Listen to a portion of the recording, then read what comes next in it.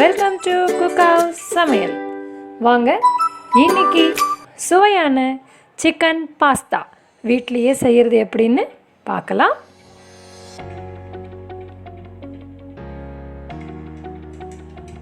அதுக்கு ஃபர்ஸ்ட் ஒரு 200 கிராம் அளவிலான போன்லெஸ் சிக்கன் நான் எடுத்து வச்சிருக்கேன். இதில் 2 டேபிள் ஸ்பூன் அளவிலான சோயா சாஸை இதில் ஆட் பண்ணிக்கலாம்.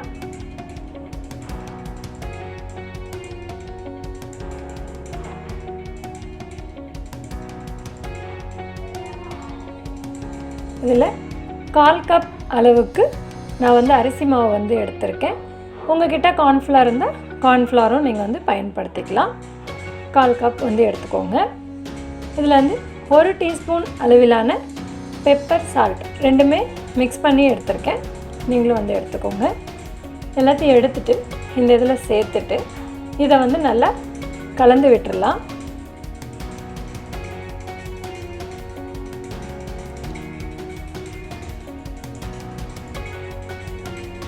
எல்லாம் நல்லா கலந்ததுக்கப்புறம் இதை ஒரு அரை மணி நேரம் போல் அப்படியே வச்சிடலாம்.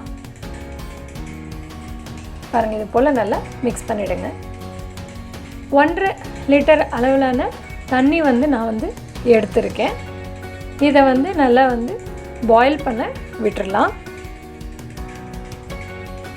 பாருங்கள், இந்த அளவுக்கு நல்லா பாயில் ஆனதுக்கப்புறம் இதில் நான் 1 கப் அளவிலான மேக்ரோனி அப்படின்னு சொல்லக்கூடிய பாஸ்தா எடுத்து வச்சுருக்கேன். இது 250 கிராம் அளவுக்கு இருக்கும். அதையும் இதில் சேர்த்துடலாம்.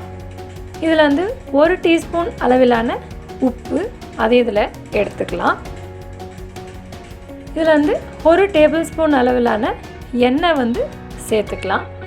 எதுக்கு எண்ணெய் அப்படின்னு பார்த்தீங்கன்னா, இந்த தண்ணியோட பாஸ்தா குக் ஆகும்போது ஒன்றோட ஒட்டிக்கிறதுக்கான வாய்ப்பு இருக்குது.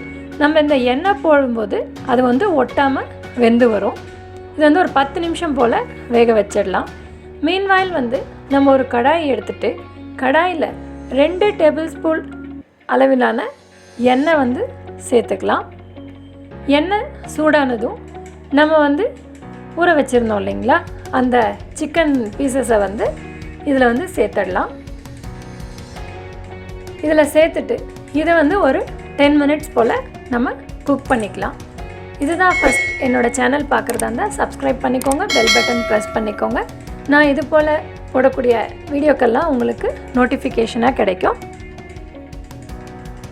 மிதமான சூட்டில் வச்சுட்டு இதை ஒரு 10 நிமிஷம் போல் நம்ம ஃப்ரை பண்ணிக்கலாம்.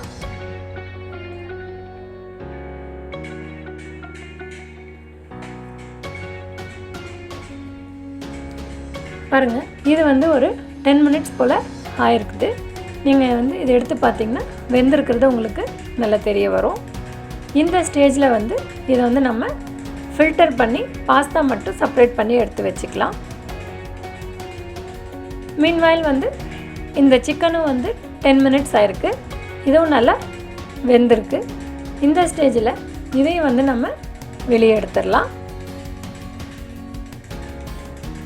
வெளியே எடுத்துட்டு மீண்டும் அதே கடாயை வச்சுட்டு மீண்டும் 2 டேபிள் ஸ்பூன் அளவிலான எண்ணெய் நம்ம எடுத்துக்கலாம்.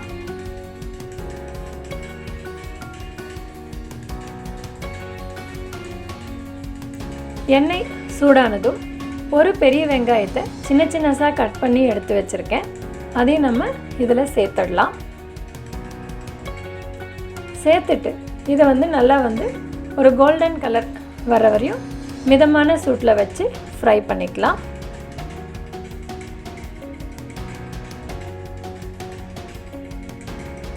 பாருங்கள், இந்த ஸ்டேஜில் 1/2 கப் அளவிலான capsicum எடுத்திருக்கேன். அதையும் சின்ன சின்னதாக கட் பண்ணி எடுத்திருக்கேன். அதையும் இதில் சேர்த்துடலாம்.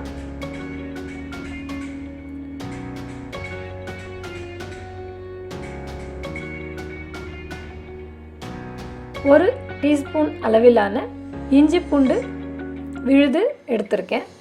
அதை இதில் சேர்த்துடலாம்.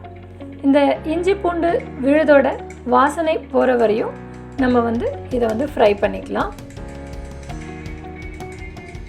2 தக்காளி வந்து சின்ன சின்னஸாக வந்து கட் பண்ணி எடுத்து வச்சுருக்கேன். நல்ல பழமாக இருக்கிற தக்காளியாக எடுத்துக்கோங்க. அதை இதில் சேர்த்துடுங்க. இதுலேருந்து 3/4 டீஸ்பூன் அளவிலான உப்பு வந்து எடுத்துருக்கேன். உப்பு வந்து உங்களோட தேவைக்கு ஏற்பவும் எடுத்துக்கோங்க. ஏன்னா நம்ம பாஸ்தாலையும் போட்டிருக்கோம், சிக்கன் ஃப்ரை பண்ணும்போதும் போட்டிருக்கோம். இது வந்து ஒரே ஒரு பச்சை மிளகாய் வந்து சின்ன சின்னஸாக கட் பண்ணி சேர்த்துக்கலாம். 1 டீஸ்பூன் அளவிலான சில்லி ஃப்ளாக்ஸ் அதையும் வந்து இதில் எடுத்துக்கலாம். 1/2 டீஸ்பூன் அளவுக்கு ரெட் சில்லி பவுடர் அதையும் வந்து நம்ம எடுத்துக்கலாம். 1/4 டீஸ்பூன் அளவுக்கு மஞ்சள் தூள் அதையும் இதில் சேர்த்துடலாம். 3 டேபிள் ஸ்பூன் அளவிலான டொமேட்டோ கெச்சப் எடுத்திருக்கேன். அதையும் இதில் சேர்த்துடலாம். உங்களுக்கு தேவைன்னா இன்னும் கூட நீங்கள் வந்து கெச்சப் வந்து சேர்த்துக்கோங்க. எல்லாத்தையும் சேர்த்துட்டு இது வந்து மீடியமான ஃப்ளேமில் வச்சுட்டு நல்லா வந்து கலந்து விட்டுறலாம்.